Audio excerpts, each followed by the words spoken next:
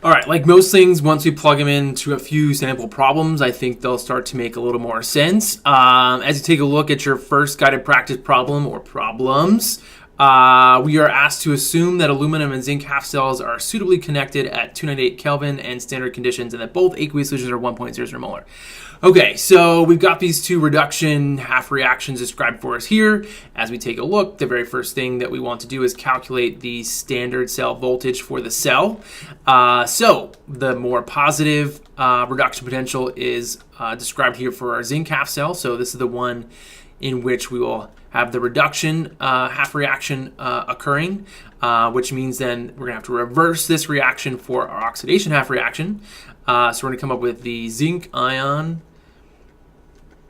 plus 2 electrons, gaining 2 electrons to form solid zinc, and the cell potential for that, the reduction potential for that half cell is negative 0.76 volts.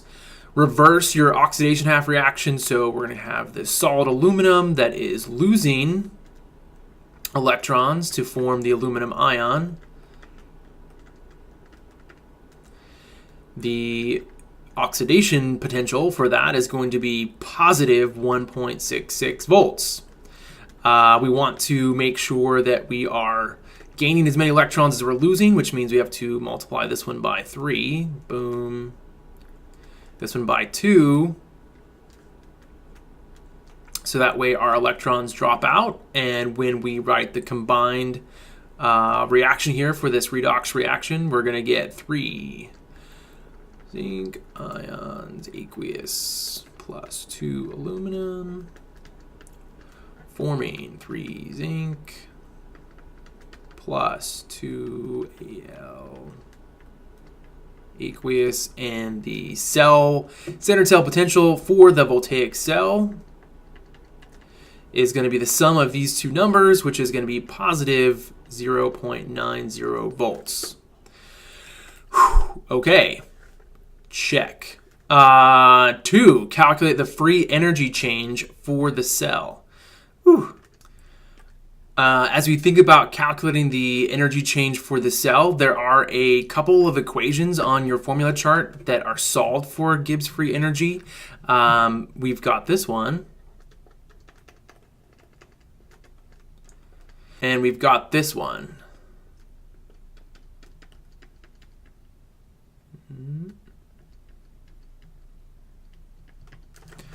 Now, as you think about which one you want to use that's going to help you solve for the Gibbs free energy for this reaction, you want to think about what information you already have. We don't have an equilibrium constant given to us here, so that's not going to help us out. However, we do have the standard cell potential. We just solved for that, so we need to bust this into our equation here. So Gibbs free energy change is equal to negative N is your number of moles. Oh my gosh, moles of electrons. How many moles of electrons did we transfer here? 6. That's why it's so important to make sure you balance your half reactions there before combining them. Faraday's constant, which is 96,500. And then the standard cell potential for this cell we just solved to be positive 0.90 volts. All right, so if you bust this into your calculator and solve, you're going to end up with negative 52,000 coulombs times volts, which is a unit that's equivalent to negative 52,000 joules. Or we could do negative 52 kilojoules. Boom. So we have just solved for Gibbs free energy change for this redox reaction here. The negative sign tells me that I've got a thermodynamically favored reaction, or this reaction will happen spontaneously as it is written. Woo! I guess the standard cell potential also tells me that because it's positive. So positive standard cell potential, definitely going to happen. It's thermodynamically favored. Same thing when you get a negative delta G value. Oh, man. Okay, last part here is we're asked to figure out, check. Lastly, we're asked to figure out the equilibrium constant for this reaction. Well, Now that we know our delta G value, we can solve this for our equilibrium constant. So we're going to come back and use this last equation here. So let's rewrite that. Delta G naught equals negative RT natural log of your equilibrium constant K. If we rearrange this equation to solve for equilibrium constant, we're going to get negative delta G over RT. I just divided by my negative, divided by my RT to get this, to get ln of K. And then I'm going to get fired by every math teacher in the country because I don't really know what the name of it is called. The opposite of your natural log is going to be E, that little 2.8 whatever time to your raised to that power. You get that E to your negative delta G RT. I'll work that through in the calculator if you think I'm crazy. Is going to equal your equilibrium constant value. So let's just plug these numbers in that we have. Okay, so our delta G value, so it's going to be, so when we solve this, then it's going to be E to the negative, and then our Gibbs free energy change is negative times a negative, 52,000 joules. Really important that you use joules here based on what that gas constant is relating. Divided by the 8.314 joules per mole Kelvin. And that's why we have to use the joules version of our Gibbs free energy, because our gas constant is expressed in joules times our